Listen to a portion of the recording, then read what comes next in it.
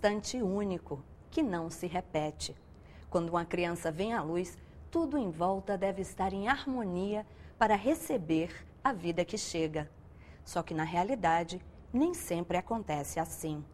1 em cada 4 partos no Brasil se dá em condições adversas, de tensão e, não raro, violência. Xinga, não respeita, não olha aquela mulher. Toques indevidos, proibição do acompanhante no parto, além de cesarianas desnecessárias. O acompanhante é um grande analisador dos processos de trabalho inadequados que nós temos nas organizações de saúde, né? Ele é um olheiro. O que era um processo natural passou a ser tratado de forma mecânica, como em uma linha de produção. E por isso tem sido alvo de muitas críticas. O parto humanizado foi tema de audiência pública conjunta das Comissões de Direitos Humanos e de Assuntos Sociais do Senado. Veja agora no Em Discussão. No Brasil, 31% das mulheres declararam já ter sofrido violência no parto, conforme pesquisa realizada pela Fundação Perseu Abramo em 2010.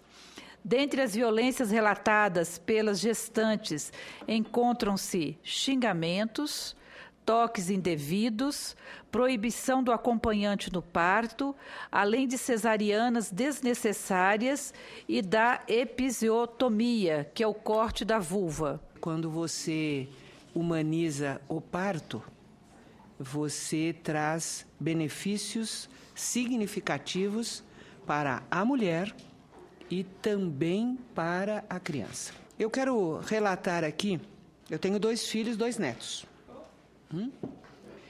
A minha filha me brindou com a experiência do parto em casa. Eu quero dizer para vocês que eu estava apavorada. E aí cerquei, né, de todos os cuidados, porque, né, mas vai ter plantão, vai ter isso, está perto da maternidade, e se precisar. E eu quero dizer para vocês que a experiência de assistir, né, a minha filha dentro de uma piscina dessas de... né, dentro da água, na sala deles, né, com o pai acompanhando e a filmagem de tudo aquilo, daquela recepção, da chegada, do carinho, a alegria, né? Então, eu quero dar aqui o testemunho de que, quando bem acompanhado e monitorado, efetivamente é uma das formas mais humanas, né, mais adequadas da gente poder ter, né, a chegada das nossas crianças. É claro que o pai e a mãe e as avós, né, precisam estar preparadas psicologicamente, né, para enfrentar esta mudança. Mas é uma mudança no sentido de retornar, né, a modalidade natural, encarar o parto como algo natural. E como algo natural, ele deve ser, né, desenvolvido, ele deve ocorrer o máximo possível.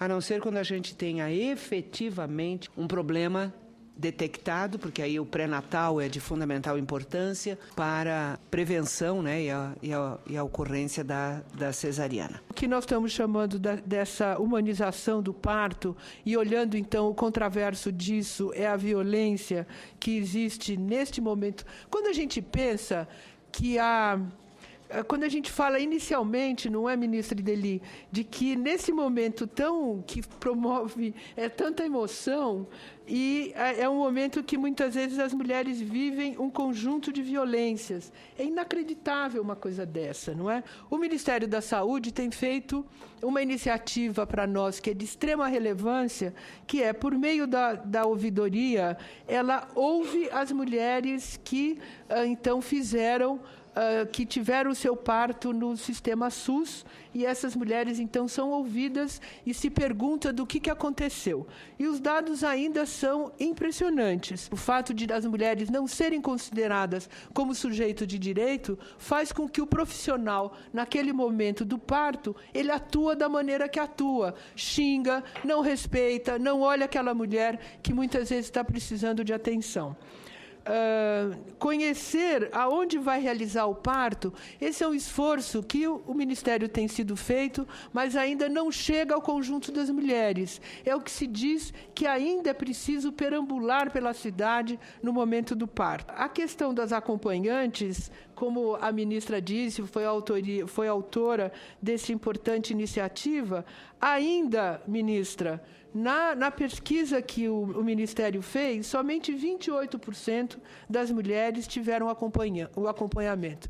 Nós já tivemos uma experiência, e eu estou acompanhada aqui pela coordenadora de saúde da Secretaria de Política para as Mulheres, a Rurani, que tem uma boa experiência em relação à saúde da mulher, e ela me relatava que, recentemente, ela foi acompanhar uma conhecida, uma trabalhadora que estava perto da sua casa, e num hospital público universitário, e nesse próprio hospital público universitário não se permitia o acompanhante, não é? Os hospitais não cumprem. Os hospitais têm uma resistência. Por quê? Infelizmente, nós temos aquelas maternidades linha de produção, aonde as mulheres ficam uma do lado da outra, sem qualquer tipo de... Porque para ter o acompanhante precisa ter um mínimo de privacidade, um mínimo, que não é nem muito caro, é uma cortina, se for o caso, mas precisa ter. E aí, muitas vezes, não é do interesse do hospital, né, dar estas condições. O acompanhante é um grande analisador dos processos de trabalho inadequados que nós temos nas organizações de saúde, né? Ele é um olheiro. A Organização Mundial da Saúde, já com pesquisas, com evidência científica, diz que o acompanhante é um importante dispositivo para a redução da violência institucional. E os dados que temos falando sobre isso, sobre violência institucional, da pesquisa da ouvidoria ativa do Ministério da Saúde, nós pesquisamos, senador Paim, 200 mil mulheres no último ano que fizeram parto no SUS. E é um longo questionário, né? Então nós chegamos a 200 mil, é um número muito significativo dessas mulheres. Os dados tem dados muito positivos, muito positivos. Por exemplo, 85% delas referem que tiveram um atendimento respeitoso, digno, e que elas voltariam a esse lugar. 75% das mulheres tiveram parto no primeiro lugar que elas receberam. Isso não significa que o resto peregrinou, mas que pode ter articulações sistêmicas que permitem que essa mulher vá para um lugar e parteje no outro. 99% delas não tiveram qualquer tipo de pagamento. Tiveram alguns hospitais que cobraram por fora, e nós temos acionado o DENASUS nessa direção. E 12% dessas mulheres, então já é uma pesquisa mais atualizada em relação à Fundação Perseu Abramo, de que apenas, né, mais ampla inclusive, que 12% das mulheres referem um acolhimento e no tratamento, na estadia dela no serviço de saúde, uma ação não respeitosa. Sendo que, desses 12%, só 2% delas referem algum tipo de prática mais agressiva, como beliscões, eventualmente contato físico desagradável, etc. O que significa, em alguma medida, que a gente tem melhorado esses indicadores, em que pese que o desafio é muito grande, como fala Vera na sua fala. Um título que nenhum país gostaria de ter: campeão mundial de partos cirúrgicos. Por que o Brasil não consegue diminuir o número de cesáreas? É o que você vai ver a seguir.